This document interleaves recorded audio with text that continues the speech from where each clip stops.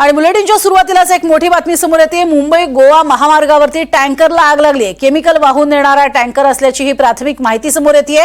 राजापूर तालुक्यामध्ये पन्हाळे माळवाडी इथली ही घटना आहे। गोव्याहून मुंबईच्या दिशेने हा टँकर जात होता आणि त्याच वेळेला ही आग लागलेली आहे। आपण बघतोय कशा पद्धतीने ही आग लागली आणि आजूबाजूने वाहनं सुद्धा खरं तर ये-जा करतायत। गोव्याहून मुंबईच्या दिशेने हा टँकर जात होता आणि त्याच वेळेला या टँकरला आग लागली। केमिकल वाहून नेणारा हा टँकर होता अशी ही प्राथमिक माहिती आहे।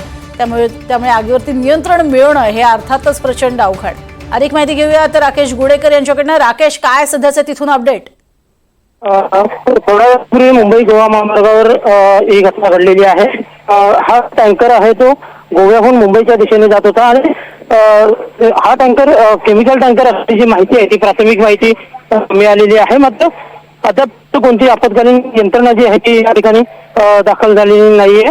स्थानिक लोकांनी मात्र इथली जी वाहतूक जी सुरू होती त्या लाईनवरची वाहतूक थांबवलेली आहे। पण जो ट्रक आहे तो केमिकल टँकर जो आहे तो सध्या त्यांनी पेट घेतलेला आहे। त्यामुळे तिथं आपण जर पाहायला गेलो तर एक दुर्दैवी घटना आहे, तरी यामध्ये कोणतीही जीवित हानी झाली नसल्याचं समोर आलेलं आहे। पण थोड्याच वेळात प्रशासनाचे देखील किंवा अन्य आपत्कालीन यंत्रणा दाखल होईल असं देखील अनेकांकडून सांगितलं जात आहे। नक्कीच, तुर्तास धन्यवाद या संपूर्ण माहितीसाठी राकेश।